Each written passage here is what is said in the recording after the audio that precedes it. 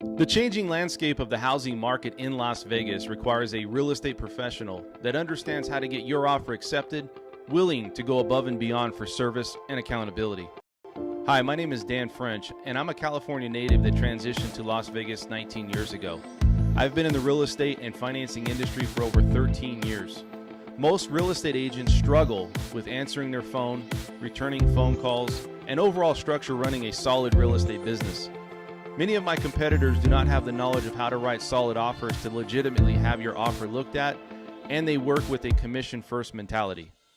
I will roll up my sleeves and work hard to find the right home for you regardless of the time it takes. Please call me directly 702-557-6176 to start the process of finding the right home for you. I'm available 7 days a week for all your real estate needs.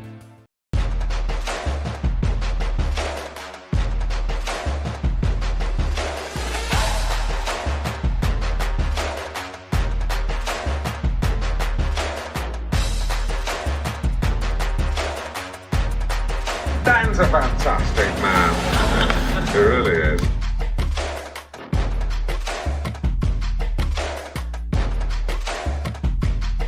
Ladies and gentlemen, please welcome. What's going on, everybody? It's Dan French here. It's the French Workbench podcast here on a Saturday. Is it a Tuesday, Monday? It's a Saturday. I think it's Saturday. Okay, I was asleep last night, so I don't know what time it is. You guys, this is the most real behind-the-scenes information regarding financing, real estate, money talk going on here in Las Vegas. I'm your host, Dan French, and it's great to be here. We have a great guest in studio, and I want to go ahead and talk with our crew here that's around. Let's go around the horn here. We have Mr. Brett Jenny. What's going on, buddy? How are you? Agent X. Agent X. Crypto agent. What's up, man? So Vegas good. crypto agent. Dude, what's going on with you, buddy? How you doing? I'm with Black Hat now. Quit real estate. You quit real estate? I just like saying things to see how you respond. Dang. No, I'm doing Hey, well, man. no, keep the glasses on, man. Keep it looks on? good. Yeah, Is it it new looks- persona? New Yeah, persona? man. I think people. Yeah, I'm doing well, man. I'm doing well. I tell you what I did yesterday, Dan. I woke up early in the morning and I got my metaverse expertise certificate. Oh wow, Awesome. The Congrats. metaverse. Yeah, there we go, man. So Metaverse. I don't know what I'm going to do with it. Nice. So you can always now you could say you're the only agent that's got metaverse. Certified. You're now crypto certified, and you have a real estate agent license, right? Correct.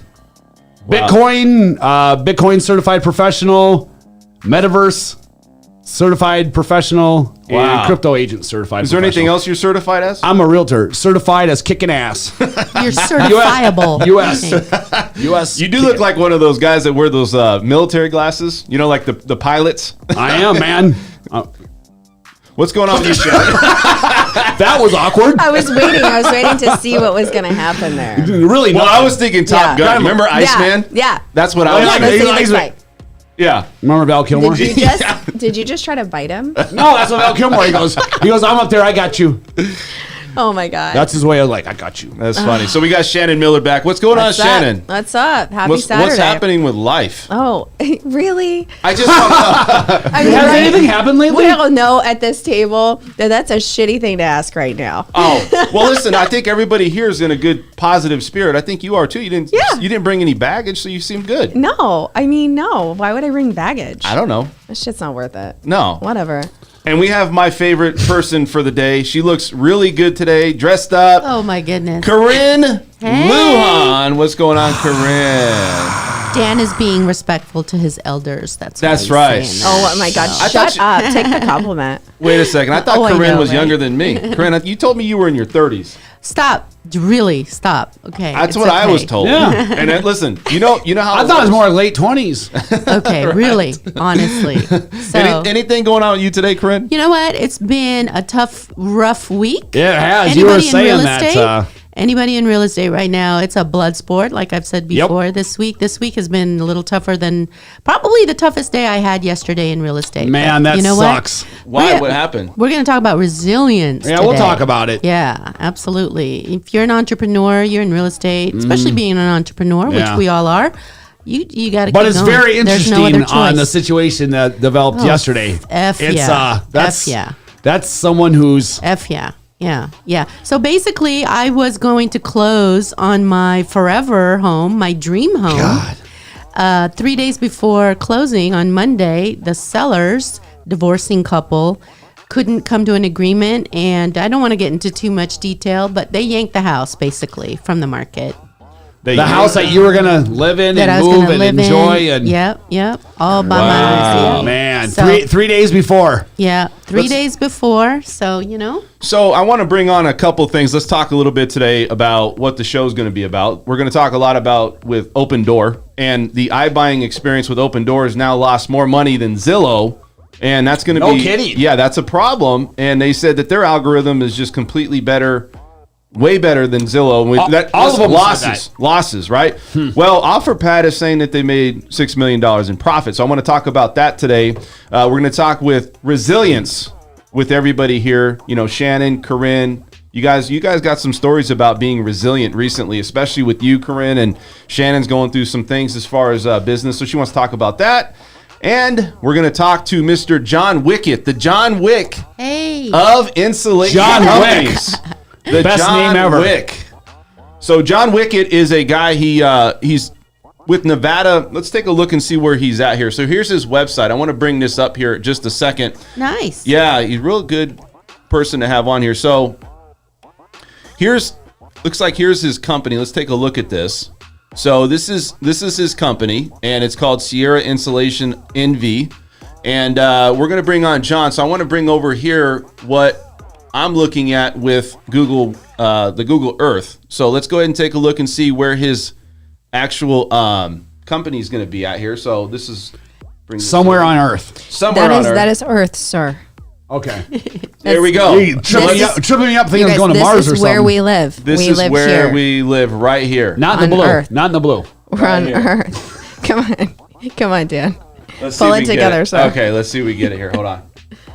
I click on the globe and it goes in. No, click on see. that little red dot. Yeah. There we go. The red dot. Oh, that didn't work. Right up there. No, up there. Dan. Oh, there we go. There it is. This is fun. Oh, that's cool. That's really cute. So this right here is where High Sierra Insulation is at. And I wanted to point this out because this is a company that has a lot of information. We have a lot of things to talk about with Mr. John Wickett, not Wick, Wickett here. And so let's go ahead and talk with Mr. John Wickett here in a second. I'm going to pull him in. That's cool. Yeah, it's really cool, right? Yeah, I have an address of an ex later if you can Google Earth his ass. So Yeah. So let's right, girl. Absolutely. Google his ass. Absolutely. Right, girl? Google Earth his ass. Sorry. Hi, John. Go ahead. So let's bring you. Good. So hold on one second, John. We're going to bring you in. So let's talk with Corinne. So Corinne, I want to bring some things up here. We have a little bit of a delay here on this thing. Oh. Hold on one Did second. I say another bad word? No. you Last didn't. week I said the P word. So No. Hold on one second. We're going to bring Stop John in. cursing. I know. Friend. I mean, come on, be a lady. Right? Gosh. Be nice. Be nice. Stop it. Hold on one second. Ladies and gents, we're going to get this right here. What are we doing here? Here's Mr. John right here. What's going on? John Wickett is trying to get him in here. What's going on, buddy? How are you? Staples button. That was easy. Good morning. So what's going on, man? You work with this company, this what is it? Insulation. What do you guys do there? I mean, what kind of Sierra Insulation? What do you guys do?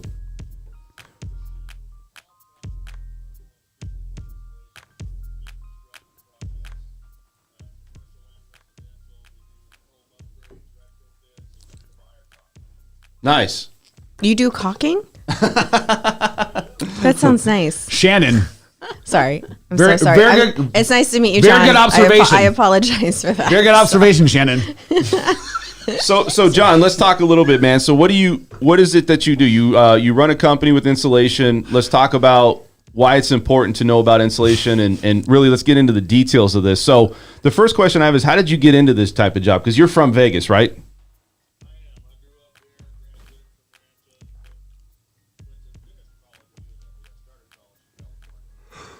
Nice. Did you really? So what did you I guess when did you get started? How long ago was this business that you started?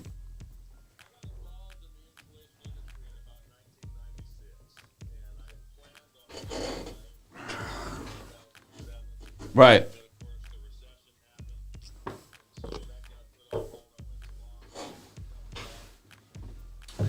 Whoa, hold on there. Yeah. You got your law degree, man?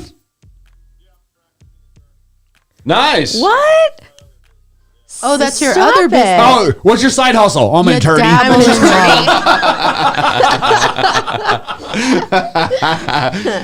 law. So are you currently, you're going through that right now, right? You're going through that process of, are you still trying to get, get your degree in this? How long is it going to take before you get your degree?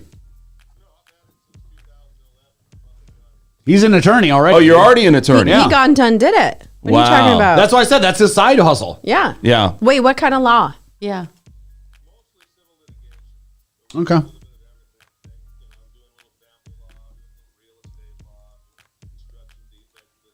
I'm going to call you later, okay? Seriously, me too. Okay. Oh, Nice. Okay. So do we. Oh, we have that. Yeah. Nice. So let's talk a little bit about insulation and why it's important. You have a lot of people that out there right now that are buying new homes, and we go into these displays, in these rooms that they show stucco. They show this is the type of insulation. Has insulation really changed over the last few years?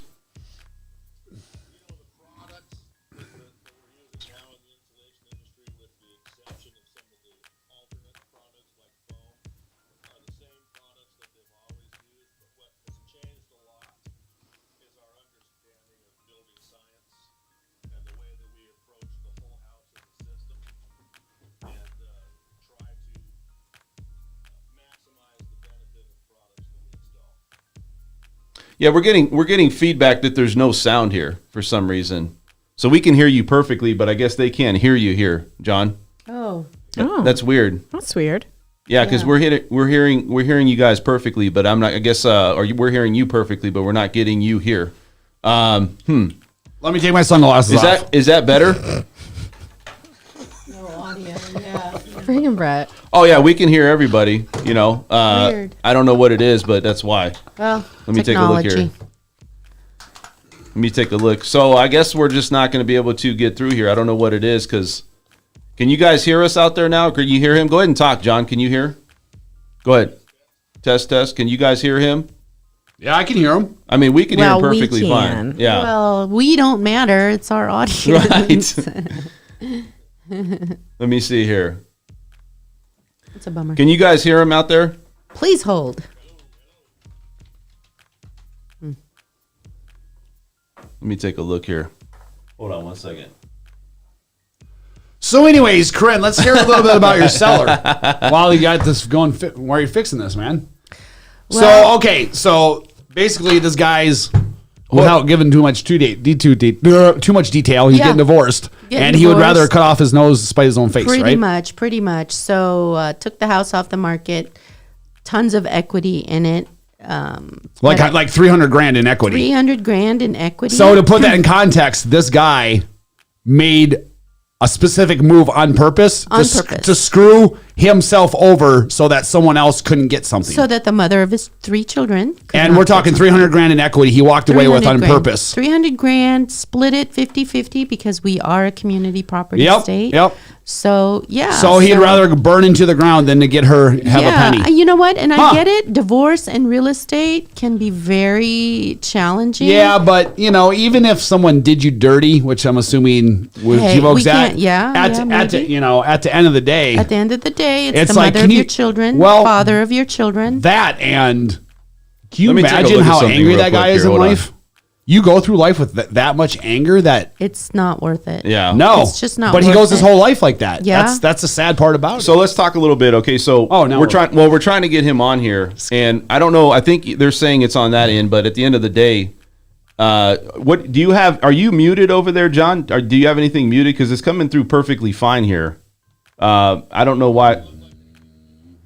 Okay, because I have it coming through perfectly like we used to, and it's just there's nothing I can see at this point of why it's not coming through here. So maybe what we can do is I guess we'll just have to move on. You know what? Unfortunately, John, because I can't pull that sound in on your end. I'm not sure what it is, but it sounds perfectly fine here. But I guess the guests here are not going to be able to hear you. Yeah. So anyways, what we'll do is this. We'll keep moving. But, John, we'll have you back on at some point. I know you couldn't. So John couldn't make it today, and it was something he was going to come in studio, but we had to kind of bring him on here with the Zoom. So we'll have him come back on in person and talk a little bit more about this. Thanks, John. Thanks, John. Appreciate it, man. Sorry it didn't work out. Yeah, no worries, man. I was super into hearing about a guy that's doing like law, all of that and law. Man, like, that's awesome. Really? Good pick. I know. Yeah, it's weird because the sound was coming in. No, we could hear it fine. I don't know. Maybe there was something going on because we even did a test before, so I don't know what's going on. So let's talk a little bit about what's going on with the iBuying situation, and let's talk a little bit about what's happening with, let's say, Opendoor, right? So Opendoor came in, and they have lost more money than Zillow, and everybody had this big news out there that Zillow, they're going to fall under, and they did, and then Opendoor came out and said, oh, it's the algorithm. And then they end up losing even more than Zillow, right? Right, they ended up losing even more. Wow. So my thing is is this whole iBuying situation with these companies, is it really profitable? Because they're really a flip company. Well, now it's the second one we're talking about losses. Here's the thing, man. An algorithm can work awesome when you can use the same set of data regularly. Yeah.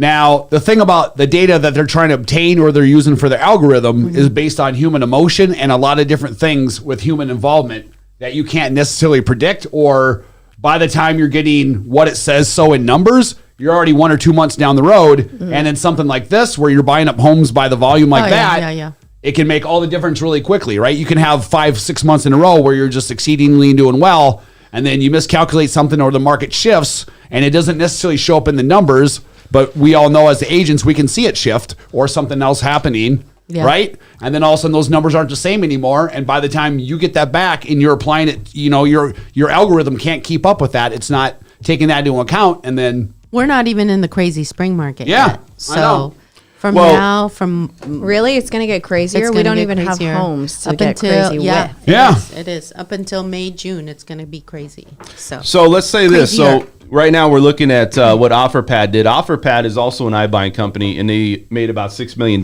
profit on their company alone, right? And so it just seems like they're the dinosaur, the one that's going to... Was the earliest, and they've just been sticking around. Opendoor, like they come out and, you got commercials, and they sold, I think, over 21,000 units, Opendoor did. So are these two companies just on the West Coast, or are they nationwide?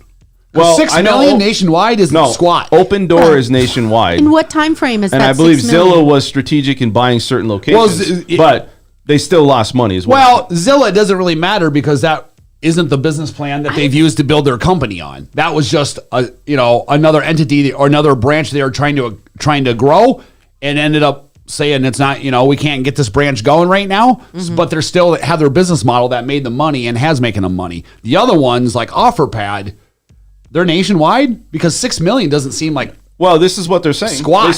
They sold 21,000 over 21,000. Yeah, and you only made 6 million? No, they lost money. Opendoor. Oh, I'm talking. OfferPad. I'll tell you how. OfferPad, I think, is in certain locations as Gotcha. well, like Zillow, and they made a profit. Okay. But Opendoor came in and said that they have different algorithm than Zillow, so they're going to be safe, right? They're going to be okay. Well, they're the person that's in top marketing all this stuff. They're the one, he stepped down, at the beginning of this year. And now they're looking at this algorithm going, wait a second, we're in the same, maybe even worse. They had OfferPad? No, for Opendoor. Okay. They had higher losses than Zillow did, and Zillow shut their doors immediately, right? So I just Zillow shut that branch down. That's what I'm saying. That's where Zillow's not going to be that bad off, and the other one will be. Because Zillow didn't build their business and get to what they are based off of iBuying. Right. That was just another branch that they decided to try to get into. That branch, that department didn't work, but that's one of many extensions that Zillow has. The other one, that's their whole business. Right. Huge difference, Right. So I think you look at these iBuying companies. Let's ask this question. The big problem is that they're buying these properties, trying to flip them. There's 5% that they charge the seller right away. So the seller's not really making a lot of profit. It's just, hey, you know what? We'll do all the legwork. Now, I've done deals, closed on transactions where Opendoor has not been, they don't fix things. The person that walked in, they're calling me afterwards going, you know what? We did a home inspection. well, there was a problem with the drainage. There was a problem with a hot water not coming in on, and this is... I can tell you exactly where all the companies went wrong. This summer, when things were going up like crazy, these companies at the end started coming in and they started paying over list price. So when everybody was bidding on the house and paying over bidding, they were one of them.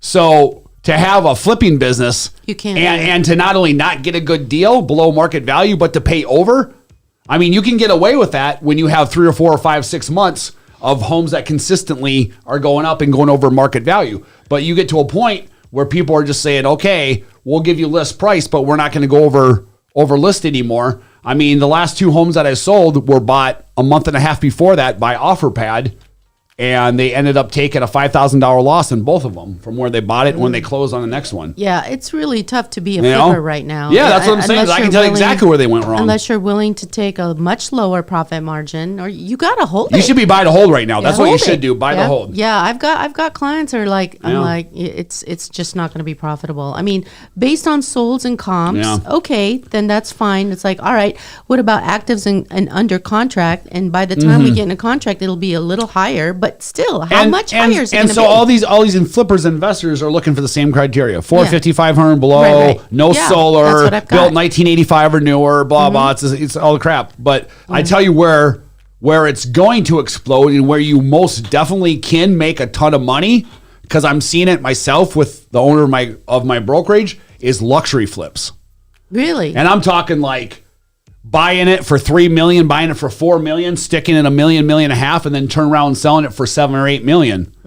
And there's buyers for that, dude. He's doing it all over the country right now. Okay, they can't keep up, and that's where, because luxury buyers don't want to do that. Luxury buyers want what they want. Yeah. And there's not enough inventory for them, so they're flipping them and putting in the styles and what you need to sell it at that price point. But that's the thing, right? It's a $2 million cash deal. Well, if you're going to buy 2 or 3, if you can buy $2 million, you can buy $3 million. Yeah. Right? Yeah. So are you going to spend $2 million where you got to do all this work? You're not going to do that. No, you're not. But if now it's $3.5 million, but now it's completely remodeled and everything, there's nothing to think about. Man, have you seen the $1 million listings? Nothing. Oh my God. Nothing. Can you believe we're saying that? The ones that are, it's like, ew. That's what I'm saying. It's still ew. That's what I'm saying is, and you want $1 million for that in Nevada. You're not getting squat for $1 million right now. That's what I'm saying. You're not. I can't believe that. Like, it's true. That I'm saying, like I said, I had that buyer that was up to $2.5 million cash in Summerlin, and nothing. He's like, I'm chilling out for a bit because he can't find anything. I mean, there's literally nothing that's coming on the market that. So as real estate agents, do we go knock on doors? Go, hey, I have a buyer right now for you.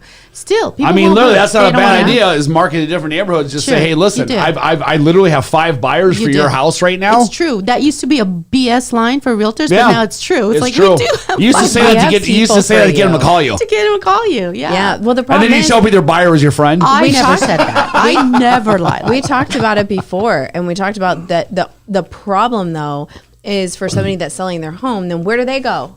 There's no freaking homes. So here's would be my advice: rent, dude. Yeah, that's what I would do if you want to maximize your dollar right now. And I'm not saying that home prices aren't going to go up. I don't know how much, but I'm saying right now it's a sure bet. Yeah. Right? It's kind of like the same theory of stocks. It is. Selling a stock, you can't go broke taking profit. Same thing. So if you want to maximize right now, man, give me a call. I'll list your house. I'll sell right away, but rent. Don't turn around and buy. No. And honestly, you should. If you're going to sell right now, max out, and then you should just chill out and rent for a year or two and see what happens. Mm-hmm.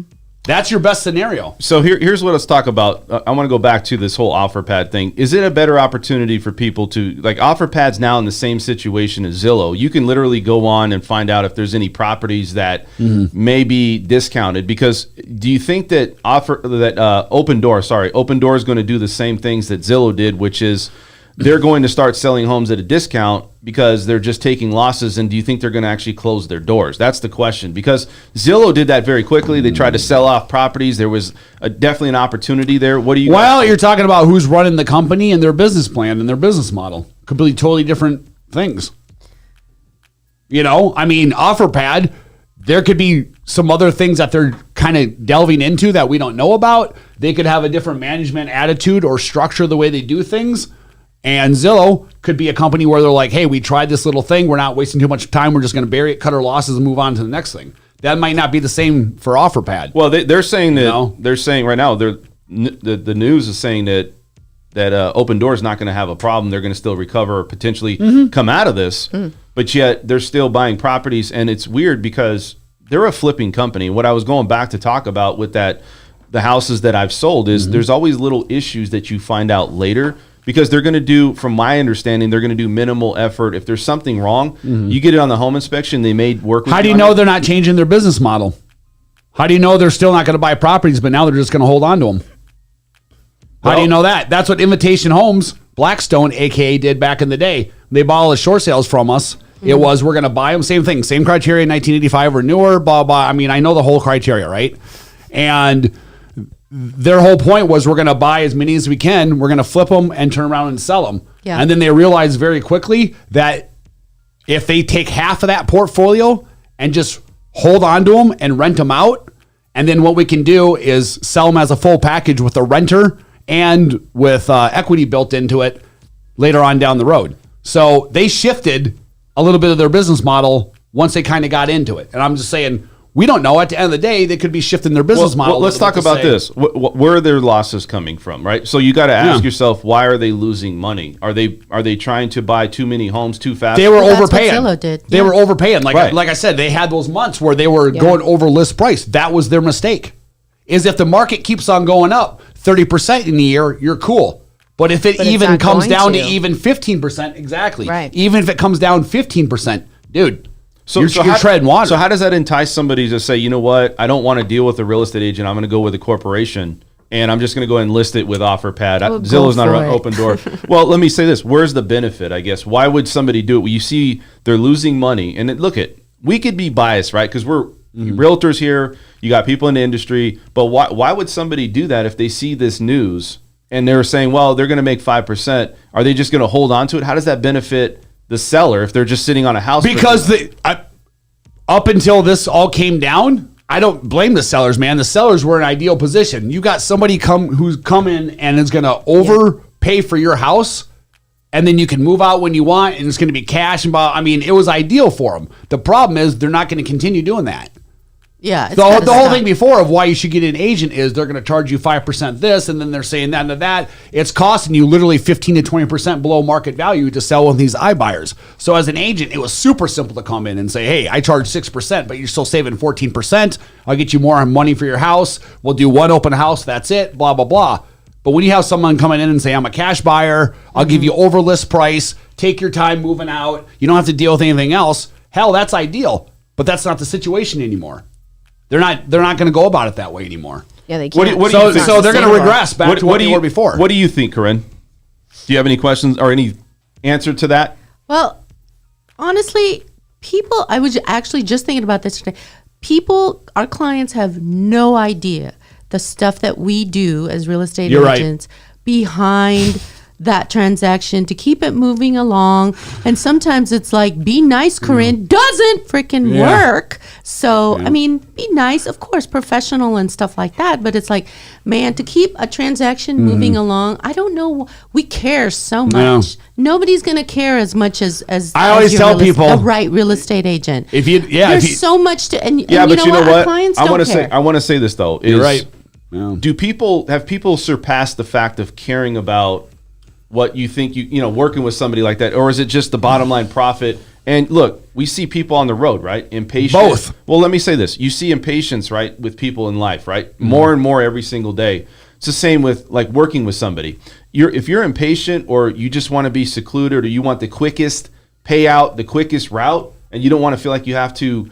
Are people really doing that? Where they're just like, you know what? It's more about, I probably can make more money with a realtor, but I could just get this, and I feel like this is what they're saying. I can get it paid out now. I don't have to deal with nothing. It makes it easy. That used to be a debate, but this summer they made it a no-brainer. They were giving you above list. Yeah. So there wasn't even a debate. But I think from the perspective of the homeowner and somebody that's selling, they don't understand the back end and actually the benefit of using the agent. And so it does. It's easy. It's like Carvana, right? oh, I can go and pick my car up, it'll come down and I'll drive it off and I don't have to deal with anybody. But they don't understand on the back end where they lose. And I think that there's a decent amount of people. I mean, you own a home, you're looking to sell it, and you're like, oh, this will be easy, quick. I'll get the money that I want out of the home. I don't have to deal with a bunch of BS. But I think it's just a misunderstanding. And I agree with you, Dan. I think it's a lot of impatience. Yes. We want things done think about it. We can get on our phone and do anything and everything right now. I ordered things this morning that are going to be at my door this afternoon. Click, done. I was driving the other day and I was sitting here and I was watching and evaluating in Vegas. There's a lot of traffic. And so car comes up and there was like a truck carrying a big, like a tractor, right? Yeah. And so the tractor's obviously in the slow lane, but he's like all impatient. And it's like, goes around the truck, almost hits that car, right? Yeah. And so you look at the situation, and it's like people are just impatient in life. And I think, like, you see road rage. Yeah. I think overall in everything, because you said Did you it's see me? Well, and I said, you know what? It's Corinne. I said, it said Corinne had the license plate. I was like, Who the hell is Corinne? Why is she being such a dick? right. Quit running them off the road, Corinne. Corinne's honking. Well, here's the thing. Like, you're right about the impatience, and that was their business model, which is they're like, okay, well, you don't have to list that way, but if you're someone who doesn't want to deal with, and that's how they pitched it. They weren't lying. Like, hey, we're gonna make it hassle free and blah blah blah. The problem is people who would say, I'd rather take 30 or 40 grand less than equity just so I don't have to do an open house that I could be a realtor and not do one for you either. So I'm cool with that. Yeah. So here's where I look at it: No, I love open houses. Absolutely. Not me. You're a company like Opendoor, right? And you see all these properties that they have, but massive losses. And then they go back out and say, hey, you know what? Let's get more money. Let's get somebody that's going to invest with us even more, in like Compass, right? Or these, it was a soft bank with funds that they came through with and said, hey, we need more money to buy. I mean, how do you come out of this, right? I mean, is it inevitable for them to go to Zillow and have the same problem? Like so Zillow? Do you know how OfferPad started? How did OfferPad start, Brett? So the guy who started OfferPad was probably the number one short sale agent in Arizona, like Tucson area. Right. When all the foreclosures and short sales were happening.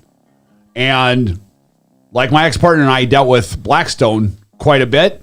He dealt with Blackstone quite a bit too. But he was smart enough to keep a good relationship with Blackstone. That whole thing ends with Invitation Homes. And he went to his connections at Blackstone and said, hey, I have this idea about doing this iBuying program, OfferPad. And they're the ones that backed them. I mean, if you look at OfferPad's backing, it's from Blackstone. Wow. So they've got the money, dude, to keep on backing if they want. So what do you guys think? You guys think that Opendoor is going to really, when they get these funds and they get these investments, that they're going to continue to have problems going in? Because look, prices are just going up. I'd be gun shy a little bit though, man. I'll be honest with you. I mean, if you don't change what you're doing, you're gonna have the same result. Yeah. So, And that's counting on the market going up another 30%. That's not happening. Even though there's That's not supply and happening. demand, there's No way. no way. Dude. Well, we're sitting, I think the last I time I looked was 435, right? So look, Yeah. when you see all these things that's going on, tell me why somebody would stay away from, like, say, an iBuying company. What is the cons? Like, the pros are obviously you're going to get, your property taken on. They're going to list it. You do pay 5% for Opendoor. I'm not sure what the other percentages are, but that's a lot. Well, what is the benefit for not using, let's say, an iBuying company, Brett? Well, the benefit now is going to go back to what it was before, which is you're going to save money you're going to make more money off your house by doing it through a realtor, because there's no way that iBuyers can keep on paying the prices that they were. So listen, when they're paying over list price, Yeah, a there's lot. what argument am I going to have that say you should use a realtor? Yeah, but they're not paying But- over list. Not anymore, and they're going to go back to doing what they were before, which is not even close to list price. So look, the ones that I've done, this was like 8 months ago. They dropped their price twice. So I was watching these two properties, and they started out really high. Yep. Yeah. It's like, okay, well, let's see what goes on. They're catching the momentum. And then all of a sudden, it's like same thing, right? They dropped it. Yep. Okay, wait a second, that's 15,000 less. Nobody did anything. They dropped it again. So it's like they're just really searching and reaching for the stars. So they've been getting their asses handed to them for the past couple of months. Dude, I'm telling you, they're not going to keep on overpaying what they were before. Well, proof is in the pudding. I mean, look at these companies. They are wrong to begin with. Yeah. I mean, they've come out and literally said, oh, our algorithms, our numbers were off. And then came out months later and said, we're going bankrupt. We don't know what we're doing. So, yeah, of course they're going to do that. Yeah. I wouldn't trust any of their numbers. Because the algorithm can't keep up with human emotion, what's happening with humans, you know? That if they integrated AI with that, but... No, please don't. Yeah, I mean, that's a big deal. I learned about it yesterday. What do you think, Corinne? Do you think that your buyers out there, that they're going to look, do they ever say, hey, you know what, let's look at an offer on, or do you instruct them to look at offers for these iBuying companies because you know that they might get a deal? Do you actually do that? Yeah, actually, we have that program at Keller Williams. I mean, here's the thing. If you do work with the right real estate agent, they will present you all the options. It's not going to be commission first mentality, right. Dan. You know, I mean, like I sat with my listing 2 weeks ago before it came on the market. I sat with them for 2 hours, almost 2 hours, outlining their options. And it wasn't, all of them was to list with me kind of thing. And then, you know, sometimes they're shocked, like, you don't want the business? I go, I'm talking myself out of a job right now, but it's in your best interest. Because down the line... That's why they want to work with you. Exactly. Because down the line, it's going to be... And even the investor who owned the fourplex yesterday, well, should we keep it or make repairs and hold on to it or sell it right now? And we presented him with both options, all options, not just list with me kind of thing, whatever is best in your interest. And it really shocks, like, well, I really do want to sell it. Okay. We got you. Yeah, so, sell it. Yeah. But you present all options like that. You shouldn't just talk to or an offer pad or whatever or anybody. I always come in right away and say, "What's your situation?" Sign here, baby. You know, I mean, come on. You know. So let's talk a little bit. Let's kind of sum this up and get this done here. So Zillow, you know, imploded. Right? They're not doing it anymore. Is there really a benefit for doing investments? Like for these companies, and I think that's what we're going to end up. Like, is Opendoor really going to be around this year or next year? What do you guys think, or do you think they're going to follow the same path? Because I didn't get that answer from you guys. I think they're going to have to, if they don't switch their business model, they won't be around. What about you, Corinne? What do you think? Well, I usually don't like predictions. I can never. I stop guessing what people and companies do, but I think they'll still be around to be a pain in our. And you know what? Yeah, but how do they going to recover? Because if they keep losing money, switch your business model. Well, to what? Get more funding and switch your business model. That's how you. They got more funding. I think it's they a received lesson. it. Okay, well then, when did they get it? If they got more funding, they just had it at the end of last year, I believe, is when they got it. So game on then. Yeah, but the thing is if you don't change that, right, and the prices are still going up. Yeah. So where's the profit? Change your business model. Now you're trying to struggle to come out of it. So why would they have gotten that round of funding if they weren't those people didn't hear what they wanted to hear? That's what I was right? thinking. You don't get that round of funding. There's got to be another chapter in their business, and they're showing, hey, this is our new business model, how we're going to transition it, and how we're going to start making. Dude, going around trying to get funding for your projects is literally probably the hardest thing a human will ever have to do. Look, you think your rejection as a realtor? Even in my short year, 7 years in real estate, we've seen a bunch of these shiny objects come and go. All right. Yeah. And what hasn't changed is, like you said, there's human emotion in real estate. Case in point with me yesterday. Yep. So there's human emotion in real estate. Remember when Amazon tried to go in and, hey, we'll put an Amazon box on your door and buyers can just walk in. It's like that lasted for a hot minute, you know? Yeah, but it's just, what is the pitch, right? You've had 261% loss from 2020. You lost $253 million back in 2020. Who did? Opendoor. They lost $253 million? $253 million based upon. So listen, there's losses. So here's my thing is that it's not saying that, hey, you know what, this can't recover. It's just, why would somebody as investors come in and they see that this model's not working for this market? Obviously, it's not working for Zillow, and they backed out quick. Yeah. I mean, OfferPad made $6 million. That's not really something to say, hey, that's a ton of money. $6 million ain't a lot this not for a national company. No. I mean, that barely keeps your lights on, man. Well, I don't know if OfferPad is a national company. I know Opendoor is. Okay. Zillow was in certain locations. But I mean, just to make six, I guess it's better to make a profit. But I guess their algorithm, and they've been pitching this, there's an algorithm that OfferPad uses that the other iBuying companies is not working out, and you're seeing it. So I think that personally, I feel that Opendoor is going to struggle. I feel that as long as this market's going on, and even though they got this, they're going to struggle because, maybe they get some properties that people are willing to pay. But I think just sometimes it's like, man, how far could you have to go to make a profit? Because they still got to, get 5%. They got to make sure that the That's property what I'm sells. saying is you can only get your ass handed to you so many deals in a row for months in a row before Well, good. you're like, So then those first-time home buyers are going to have a chance again. Yeah. I Well- mean, listen, things like that do need to More of a happen. chance. Yeah, do you really think that though? I mean, you got FHA buyers out there that can't find homes, Can't and find homes. they can't find them. If you have cash buyers that aren't willing to go over list price and come below, yes, then I think an FHA very much does stand a chance. I don't know, man, because I feel Why? Because I'm going to tell you, I feel that No, tell me. FHA has a county limit, and you would really like once you pass that county limit. Sure. The average price of the home is going to. What's the county limit? It's believe it. I haven't done an FHA loan in a while, but I believe it's like 437. Okay. I think. Or no, I'm sorry. 460, isn't it? I think it's 460. Yeah. My apologies. I was trying to think of So- it. So 460. Okay. I can't remember the last time I did an FHA loan, and the problem is that It's tough It's for them so right tough now. because you have people that the average price home right now is 435. Mm-hmm. I can say at the end of the year, maybe even the mid part of the year, if it keeps going where it's going, now it's exceeding the county limit for FHA buyers, and all you're going to do is be able to have a home if you're going to be a conventional buyer or cash So I'm not gonna or VA. I'm not countering if the market's gonna go up.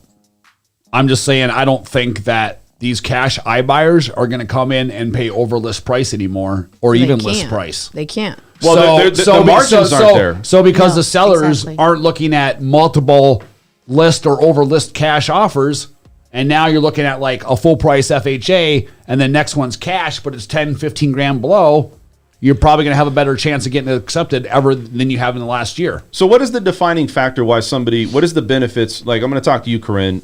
Brett kind of gave us his opinion on it. What is the deciding factor of why somebody would use a realtor outside of saying they're just going to go? Because look, you got to still use a buying agent, but to list your house, like if you're on the listing side, where's the benefit for a listing or somebody listing their home? Where's the benefit for them to use an iBuying company? I'm sorry, using a realtor, not an iBuying company, because it seems like you're going to make more money using a realtor and less hassle, even though it seems that it's not that way. Yeah, I mean, is there? You are. Yeah, we could talk endlessly about using a realtor versus whatever. So, but just You want me to honestly, defend how I make a living? No problem. Yeah, no. I get it. We get asked that question on Yeah, a daily basis. These are questions I get asked, right? Yeah, I'm all the just time. trying- Legit, man. all the time, because look, Yeah. people really want to know, and if you're asking this question, then we need to answer those questions. Absolutely. and we have a platform to do it. We do that in weekly team meetings all the time. It's like, what is your unique value proposition, Corinne?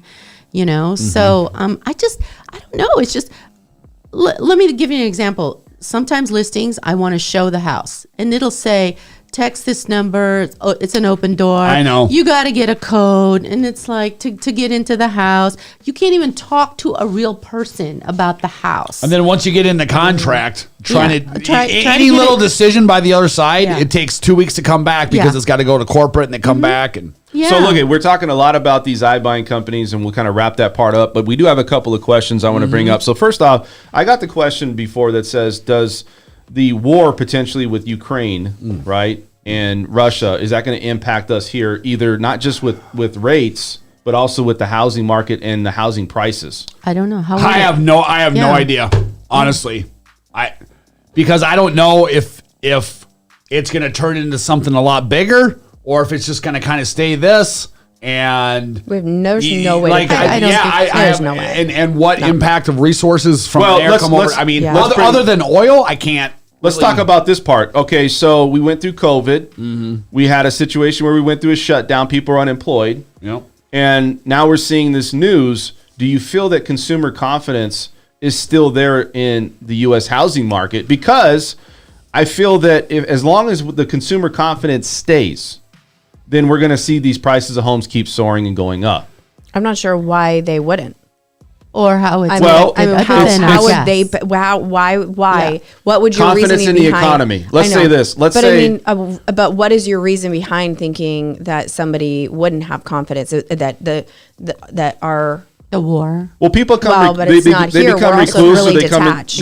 They become recluse or become a shell of themselves or a shell in the situation. People don't like to see things like this in the news and out there, because it's negative. But that is the news. The news is negative every single day, all day. That's all it is. That's their job. Well, look and that's why I'm saying is I think people are not really paying attention to these things as much or as close, because I don't feel that it's going to derail the prices of homes. Now, if you looked at the past, people did kind of set back a little bit. If this is a big deal, if they went to war, they would probably I'm not saying it's not a big deal. I'm just saying people are numb to things. It's not our war, man. It's not like we're going to Afghanistan or Iraq. It doesn't matter. It does. No, because people still. It's over there across the ocean. People still think, well, maybe this war can contribute into a bigger war. That's what I'm saying. So if that happens, then we'll have a much greater impact. But right now, I don't know what the hell's going to happen. I mean, he's crazy as shit, man. The first thing we always care about, I've seen people posting on it, our gas prices have gone up. Yeah. That's the biggest. People care more about that than they do about they don't Ukraine care about getting taken over by Putin. That's right. Let's just agree to disagree on that. Oh, Putin, you sexy little Putin. Shut the front door, Putin. Shut the Putin. Gosh. Shut the Putin. This is happening. Putin Annie. Right, you got some infatuation with Putin over there? Putin Annie. Putin He just likes to say it. Putin's Putin Annie. Yeah, another P word we're saying over there. I crush you. Yeah, don't you All know? right, then. Don't you remember with Rocky? Miss And he would Soviet. be Miss Soviet, me strong, me kill you. I must break you. I must break you. Remember that from Rocky? Yeah. I must break you. All right, so let's move in over. Siberia like in the snow. Honestly, you guys, I did not have enough coffee this morning for this. Somebody else did. I thought that wasn't coffee. I thought that was something else. I thought you were drinking Red Line. Did he spike the Red Line or what? No, and this is decaf. You guys, Decaf. Who drinks decaf? Why drink coffee? Dude, I agree. Because it Wait a tastes second. It's like drinking hot water. What is the point of having coffee if it's decaf? Because it tastes good. We like the taste. So does I don't regular need coffee. Well, apparently I do need Well, caffeine. listen, look at Brett. Brett drank 3 cups of coffee and look how he is. That's Yeah. what you want to be, right? Yeah, I'm not right in the head. Not at all. Not even close. There's something wrong going on over here, Frizz. That's I don't right. know. I just want to give But a the shout. good news is I'm self-aware that I'm not right in the head. Shush, shush, shush. We already know that. So, All right, let's move over. Let's move on because you Wait. got to keep going. Oh, you got Oh, hold on. Oh, sorry. quick shout out to Verstar and DJ Marcina over there. So, Bearstar. Yeah, we We love you guys, Well, man. love you guys. Follow You each guys other are the on real reason that we Instagram. even get up here and Thank be you. here. I follow Verstar on. My thing is this. No, I Dan say, makes us be here at 9. No. I'm like we're here this. at I 9. wake up and I go. If your audience knew how Dave was Dan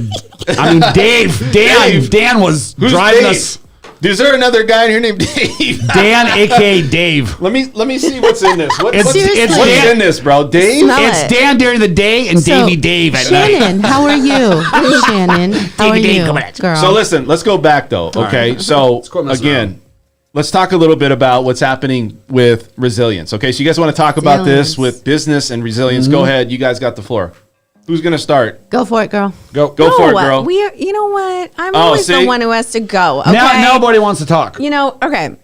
So, I mean, primarily, everybody here is an entrepreneur, right? Yes, absolutely. And I think primarily people that are listening and tuning in are in the same realm. And there's something to be said about the entrepreneurial mindset. And part of that is resilience. It's the fact, and we even talked about, Dan, we were talking about it when on the last podcast about having our kids get their hands dirty. Right. And doing work and doing the physical work. Yep. And it builds resilience. There's this part of you that it's when you fall down, getting back up and continuing forward, even when you're at your absolute bottom. Let me say this. So I think a lot of people don't want to share and be personal about their adversity, right? You said resilience. Yeah. All right. I'm going to tell you a story. So when I first got into this job, people were like, oh, I don't know, man. I don't know if you're going to cut it. Because honestly, I was going to college. And there's a lot of people with this business. They're really competitive. And they don't want people, like, they probably see some talent. Like, they might see, people with like, oh, this guy's an up-and-comer. He's got a lot of knowledge. He's got a lot of information. And there was people always like, I don't think you're going to make it.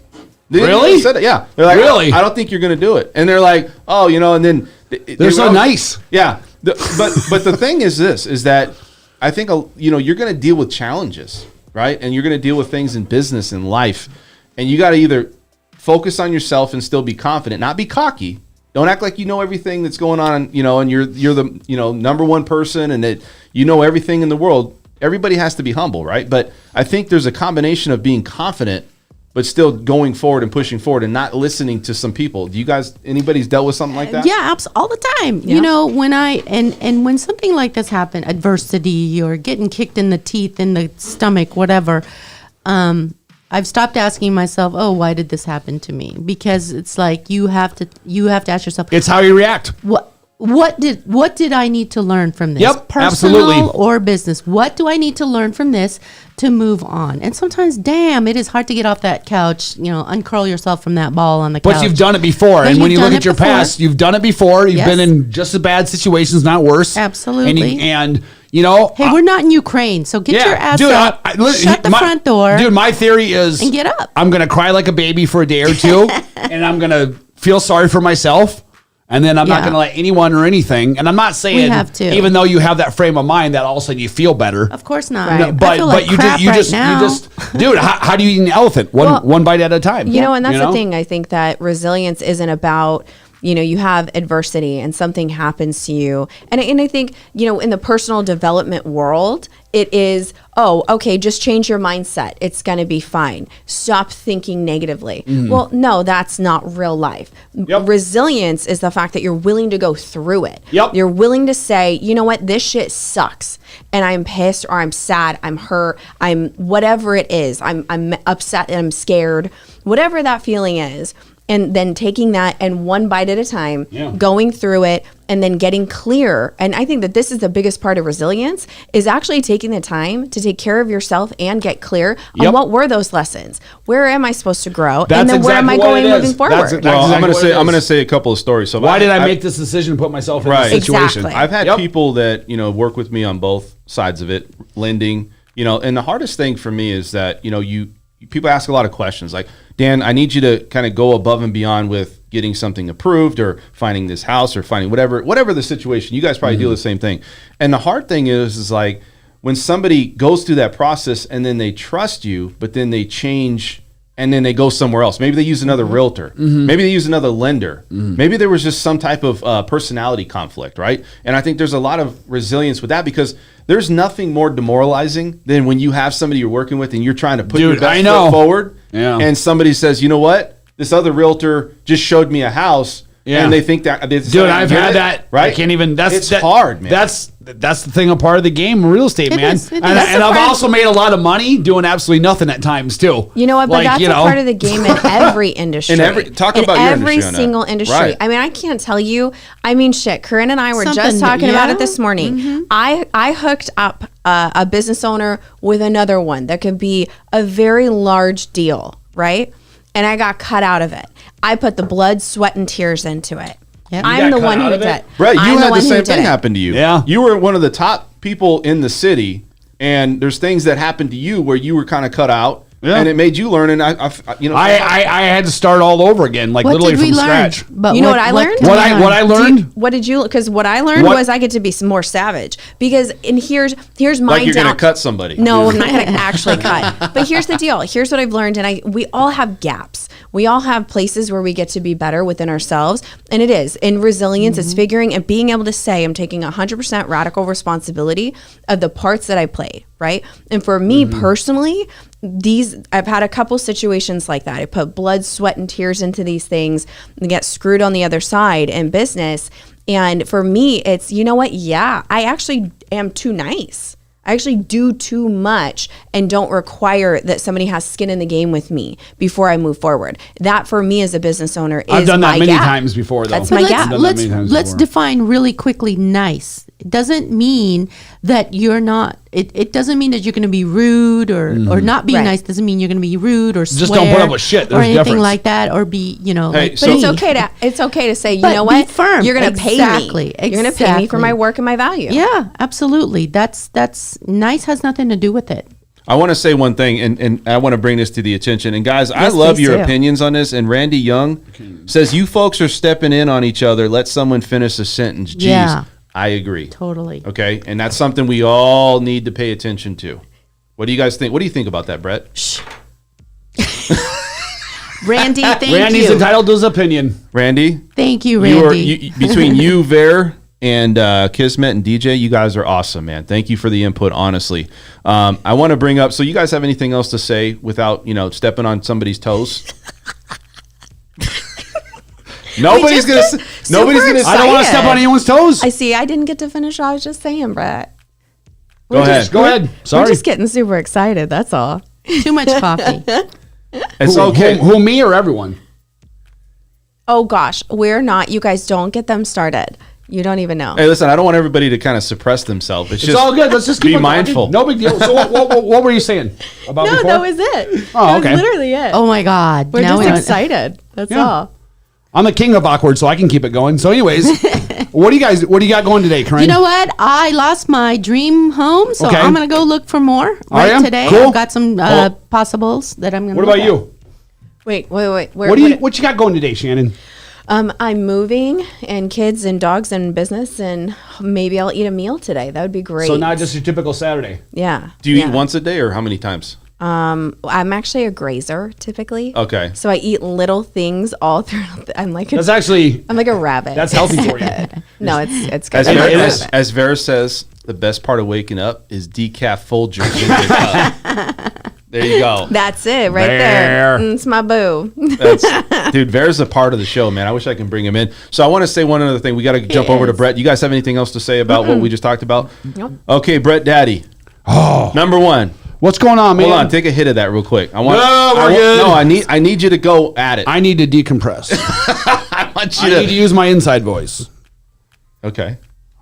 No, we need. No. What do you want to know, man? What's going on? A little crypto? Well, yeah, Let's let's talk estate. about crypto. What's Crypto? happening in crypto? Not much. I just told you just a quick little thing. So I got my metaverse cert, and that really talks about advertising with people and businesses in the metaverse, which is something that probably will get people's attention more than what avatars and video games and all that stuff do. So imagine all the marketing that's going on right now with like, let's take for instance, you have the whole point of having a really popular website or a YouTube channel is that you get advertisers who want to advertise with you, right? Yeah. So you build up your platform, you make it valuable, and by doing that, that's where people want to spend their money with you and advertise with you.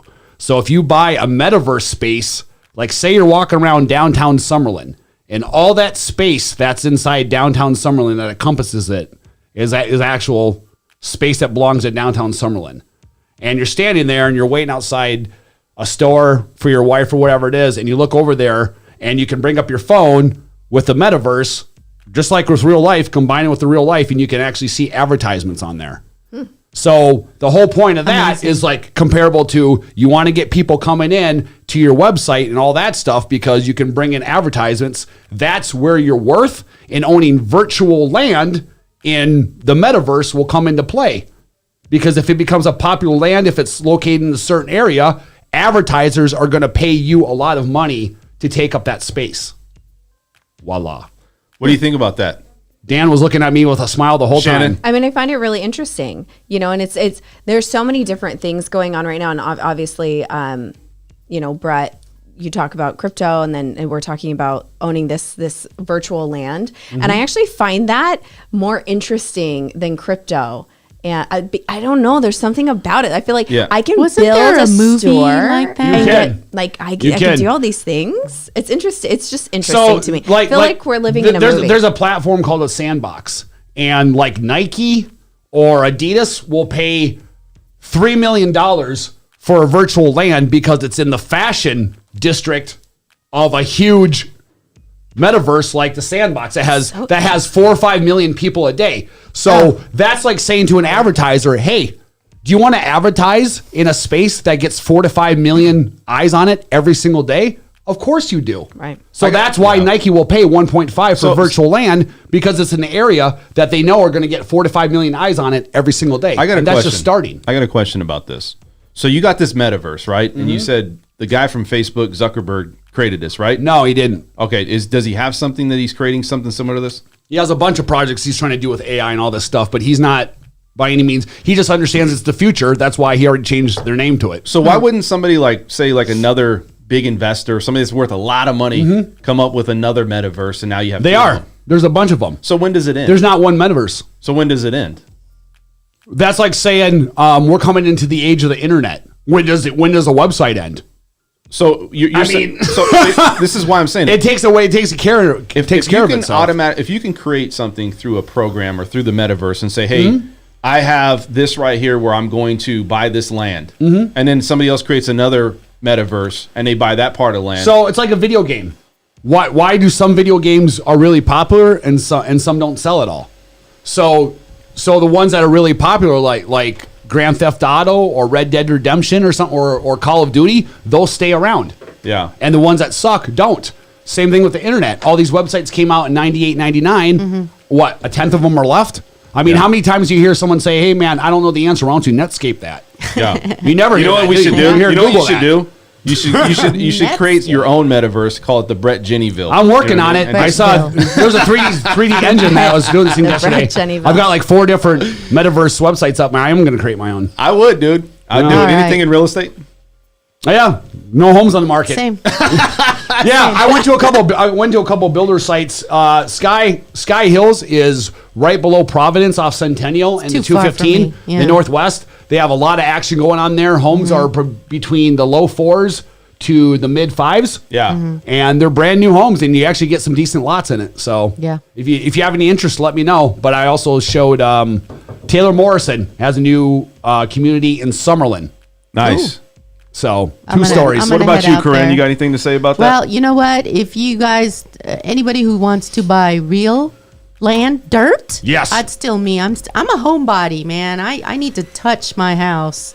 That's my why I like property. virtual. I don't have to go anywhere or do anything. That's why that's why I don't like virtual. I can live in my world in my office. No, I'm cool with that. I- Hey, I gotta Brediverse. open the That's a door. good one. Kesman said Oh, Brediverse.